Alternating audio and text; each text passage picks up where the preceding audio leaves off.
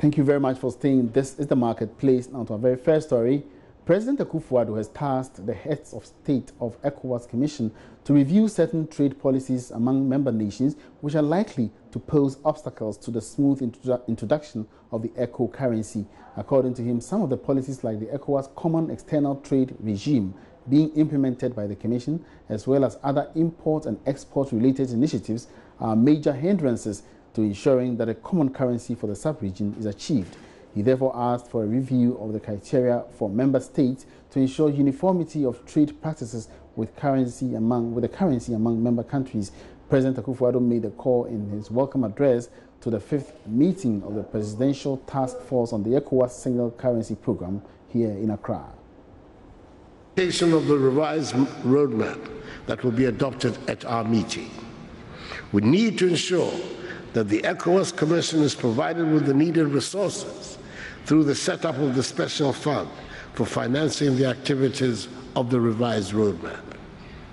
I call also on governments of our member states to take all measures to ensure that the macroeconomic convergence criteria, a prerequisite for the introduction of the single currency, is consistently met.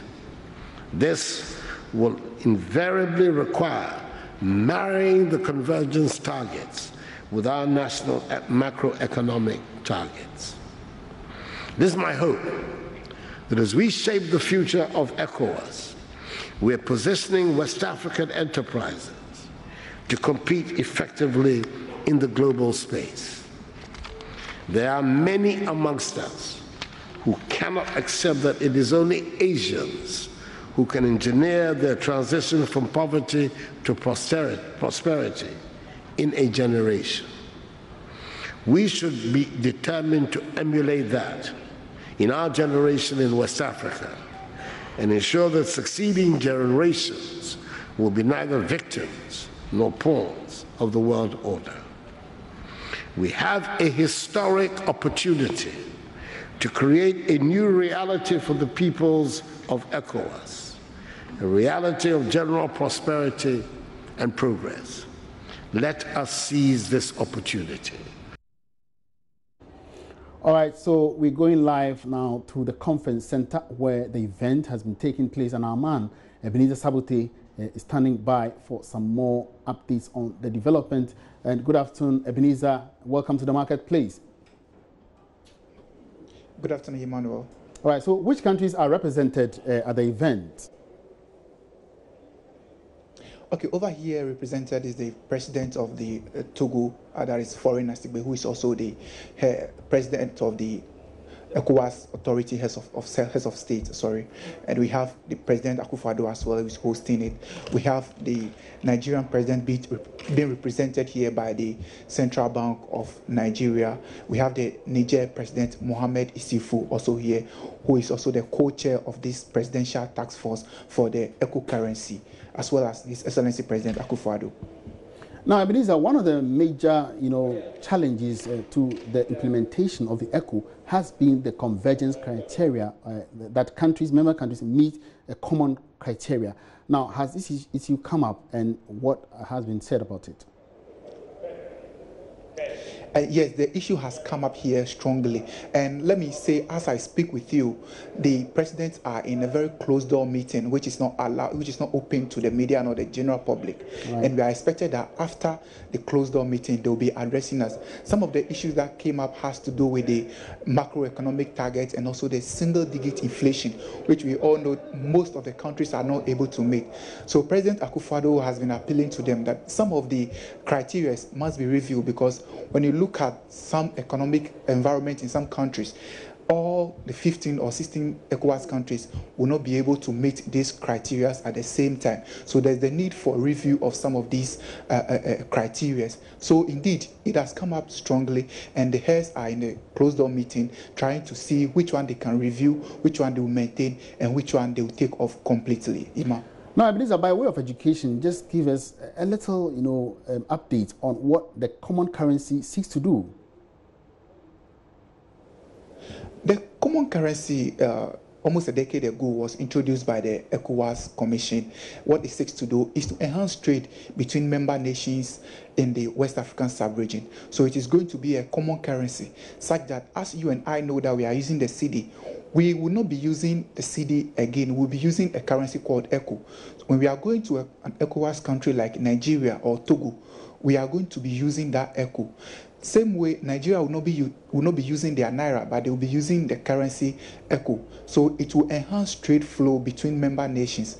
When you are going to do business in Togo or Nigeria, you are not expected to go with their currency, but you are expected to go with the ECO, and it will be common. So whatever you are buying in the ECO, and then it makes transaction easy between the member nations. And does it mean that these countries which are already using their own currencies will cease using the currency, including Togo, which is using the CFA? Exactly. The information we are picking is that after 2020, whether 2 or 3 member nations are able to meet the new criteria, which will be coming out soon, those 3 countries will go ahead with their currency. So if you are using a CFA or a naira, after 2020, you'll be given a certain period in which your country currency will be faded out. So in Ghana, for instance, after 2020, we are going to start using the ECO. And after a period of between 3 to 5 years, our Ghana cedi is going to be faded out, and the ECO currency will maintain, such that the ECO will become our currency. Same way to become the currency for Nigeria, same way to become the currency for Liberia or La Côte d'Ivoire, who are also members of the ECOWAS sub-region. All right, so which countries currently are ready for takeoff of the ECO? The information I'm picking up after the conference, the opening conference, I spoke with some key persons behind these negotiations, and I'm picking information that some 4 countries, I know of Ghana, Nigeria, and La Côte d'Ivoire. The 4th one I will have to confirm later in the day. But Ghana, Nigeria, and then Togo are close to meeting the criteria, and these 3 countries are likely to begin by 2020 using the ECO after a period of time in which their various currencies will be faded out, and the ECO will be the common currency for all. Ima. Okay, thank you very much, Ebenezer Sabute, for that update. And that was Ebenezer Sabute reaching us live from the conference center here in Accra, where a conference, an international conference, of course, consisting of the ECOWAS Commission, heads of the ECOWAS Commission, are meeting to discuss the eventual takeoff of the common currency, the ECO. Away from that, the visiting IMF team should today start engaging government on the country's performance under the program so far. The following Business Desk report looks at why this review is being described by some as the toughest. There have been reports that completing the program by April 2019 could be under threat because of some challenges. The team is in town to carry out the 6th review of Ghana's program with the fund. This is basically to look at how the country has fared since it last carried out its 5th review in September last year. The review is expected to last for 2 weeks and should end on March 2nd. Passing this test will result in IMF board giving clearance for disbursement of some cash to support Bank of Ghana's operations and imports. But there are concerns as some issues raised about the economy during the 5th review are yet to be fully addressed. This could affect government meeting some structural benchmarks under the program for this year, a development which may affect the program completion by first quarter of 2019. The fund is worried about growth of the economy, especially the non-oil sector, not so good revenue numbers for last year, and whether government will be able to match its revenue with expenditure this year. Now, government has declared its intention to make available 10 million Ghana cedis to support female entrepreneurs. This falls in line with government's resolve to enhance women empowerment. Minister for Business Development Ibrahim Mohammed Awal disclosed this at a women's entrepreneurship conference in Accra. There's more in this report.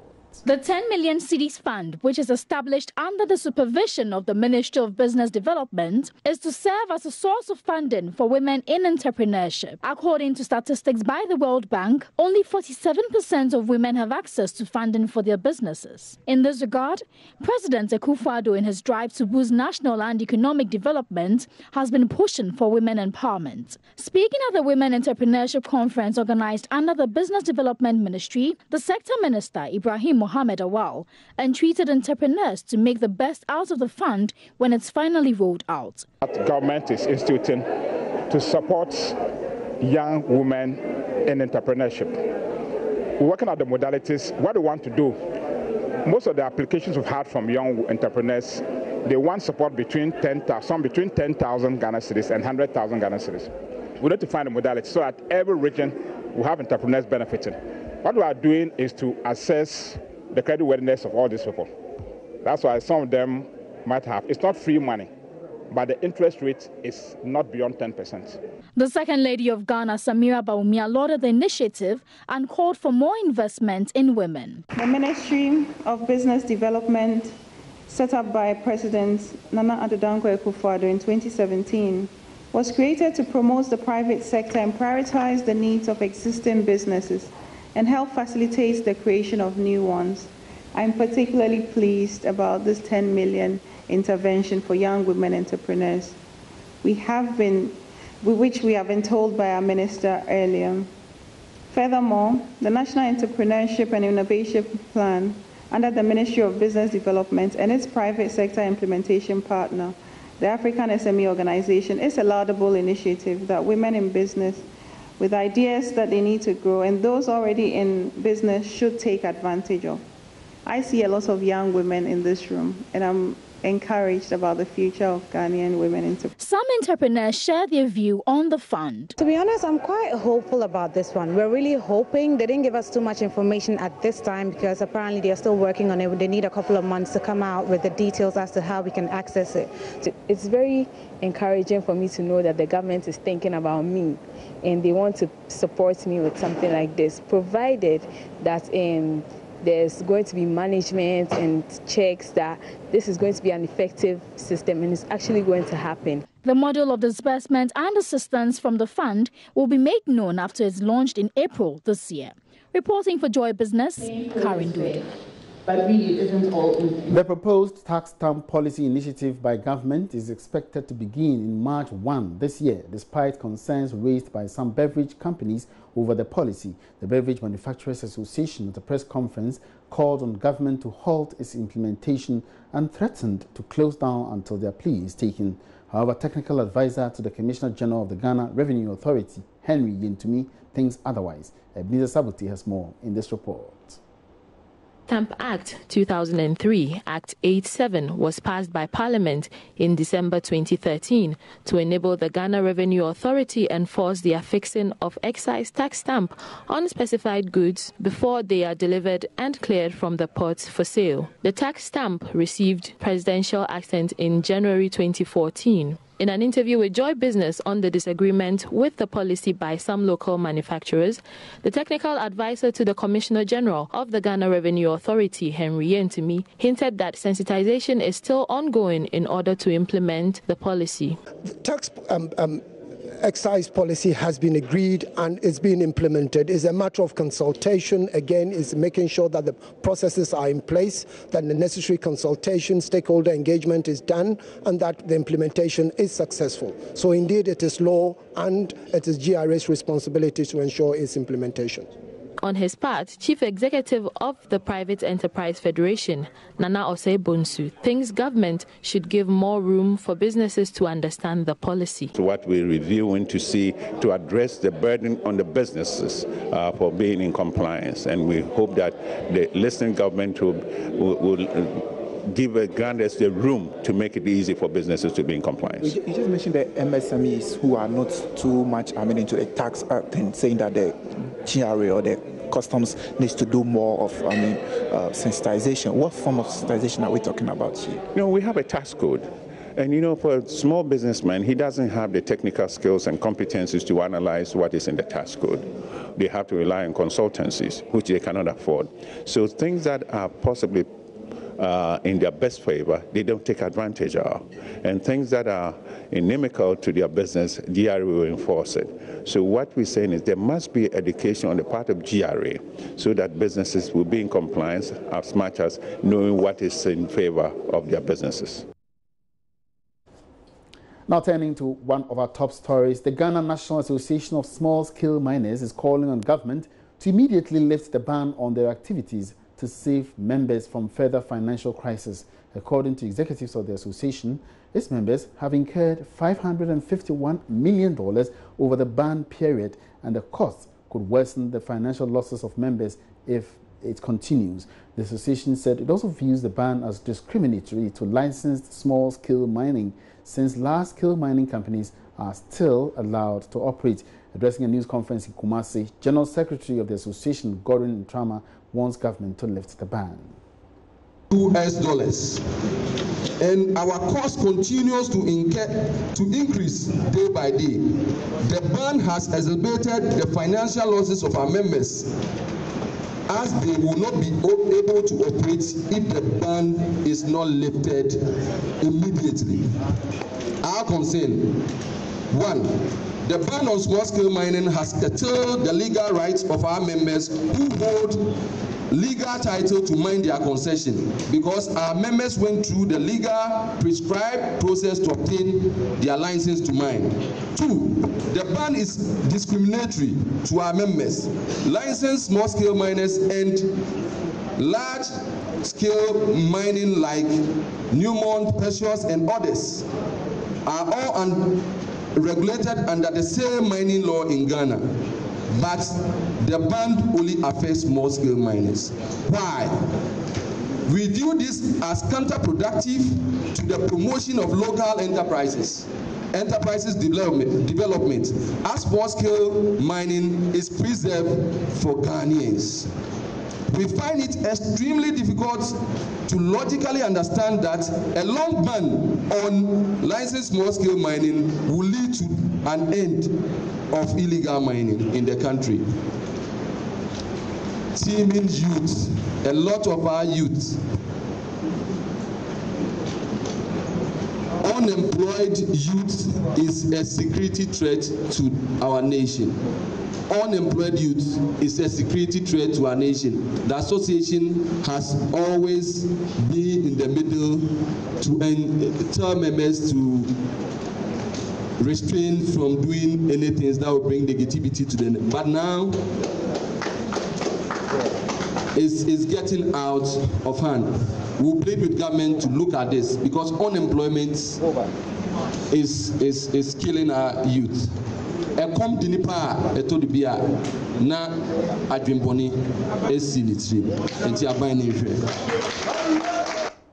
All right, let's go now onto the phone lines and speak with our man Prince Appiah, who attended a press conference in Kumasi for some more updates. Prince, good afternoon. Welcome to the marketplace. Yeah, Ima, I must say that a press conference ended some few minutes ago, and there are a number of issues. Basically, they want the ban on the small-scale mining be lifted, so that all the challenges that have come along with the ban would be addressed. And briefly, we have the General Secretary of the Mining Association. Let's speak to him so that he give us, clear reasons for this particular presser and way forward what they are doing about it. Thank you very much for joining us on Joint Business. Thank you. So basically, let's go straight to the point. Why do you want the ban lifted now? Yeah, we want the ban to be lifted because we've engaged with government for the past 1 year. We've put all the processes in place to govern the industry. And then we are seeing it clearly that government is trampling on our rights, because we went through the legal process to acquire the license to operate. And if it's a year, you are telling us to sit, to lose all our investments because people are not doing the right thing. We think the law or the regulators should check and ensure and do the proper monitoring and enforcement, so that anyone who is working and is not doing properly will be dealt with, but not that blanket ban, because none of our members is dredging the river bodies. No one is issued another license to go and dredge, and we've demonstrated that through our task force. So far, over 6,000 dredgers, our task force have been able to take them off from the river bodies. If it's our members that are doing that, what do we do? And contribution over 1.6 million was used for that operation. And those contributions came from the small-scale miners who are still at home. We are losing our investment day in and day out. We are not saying that people should go and mine irresponsibly. We are saying that people should be allowed to mine and mine responsibly. Those who are not doing it right government should deal with those who are not doing it right. But once I've gone through the process to get a license to operate, and for a year I'm still sitting down, or we are still sitting down, it's clearly government is infringing on the rights of those who went through the legal processes to get their licenses. So what has happened to the MMIP? The MMIP, is an intervention that government brought in place where all the actors within the small-scale mining, the mining industry came together with the media and all other stakeholders, DSO, to come up with the MMIP, which is the Multilateral Mining Integrated Project, which is looking at the long-term solutions to sanitize the industry. All right, so that was our man, Prince Appiah, bringing us some updates on the press conference organized by small-scale miners in Kumasi. Now, when was the last time you purchased a finely woven kente fabric for a special occasion?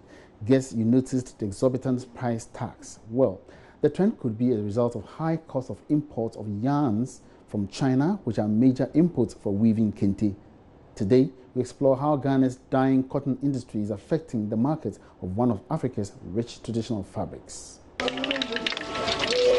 With every clacking sound nears the completion of rich kente fabric exclusive to Ghana. The painstaking weaving process complements the cost and long-lasting nature of the fabric. These weavers say it takes about 1 week to complete one kente cloth. Every second and minute matters here as they sit for 12 hours a day but take short breaks to refuel and get back to work. 26 pieces equals one full kente piece, enough for a dress or for a man to wrap around. The weavers say they make 1,200 a month after weaving 4 kente cloths. 200 Ghana cedis worth of cotton thread makes one kente cloth. Unfortunately, the cotton thread, the raw material used for weaving, is not procured in Ghana. Ghana's cotton industry is dead, so the country's proud rich kente is surviving on the import of raw materials from other countries. Ghana's cotton only meets 30% of demand of the local textile industry. The remaining 70% is met by imports largely from China. The low domestic production is hitting spinning industries hard. When I joined, I became a yarn manufacturer. There's where I have machines processing kente weaving yarn. In the early 90s, there were about 8 big, both foreign and Ghanaian-owned businesses. And I've joined them to be probably the number 9 or the number 8. But today, they've all closed down. It's all a result of the importation of the already finished yarn for the kente weavers, which has made it difficult for one to produce, to process from stage 1 to the end, to give for the kente weaver to use, become very expensive. The prices of thread for weaving on the market is constantly fluctuating due to high imports. This thread costs us 2.70 pesos, but previously it's 2.50 pesos. But because of the dollar rate, it has increased to 2.70 pesos. That's why we are selling it now. A piece of kente, which sold at 500 Ghana cedis, now sells at 800 cedis. This kente seller we met at the Accra Arts Center says the development is not favorable for sales. In my shop, for the price range from 400 cedis to 1,800, that's for the women. And then for the men, from 1,000 Ghana cedis to 3,500. So tell us, something like this, how much does it cost and how was it previously? Okay, for something like this, for now I'm selling it at 700, but before it was 500, because now the cost of the cotton, the thread used in weaving is very high. So now it has increased the cost of the kente clothes also. Ghana's vegetation can support the cultivation of cotton, yet there is no concrete plan to revamp cultivation. But the Deputy Agric Minister, George Odro, says this will soon change. The challenge we had was the outgrower farmers. They were having problems with the input suppliers. So we sorted that one out. And now we are bringing some Chinese people who want to do 2,000 hectares of cotton in the north, which we are working on. So we've not neglected that sector at all. In fact, they want to produce the cotton here and process before it is exported to China. So we've not neglected it at all. They have to start this year. They'll start everything, the cultivation, everything this year. Yes, but if we are going to cultivate and still take it to China, we have an issue where our textile industries are dying because we are not able to produce to meet what they need. Last time we spoke to them, they only acquire 30% of what they need from here. The rest is imported. How do you intend to feed into this sector?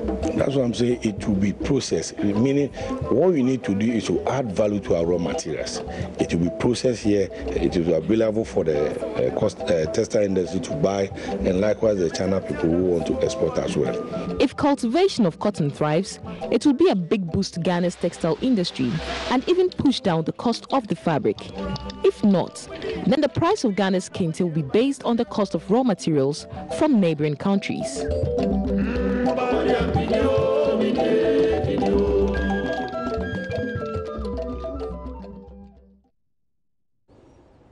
And that's all we have for you on the marketplace today. But remember, today is a Wednesday and on Business Live Shop at 5 p.m. We shall be taking you to an entrepreneur who is adding value to art in a creative way.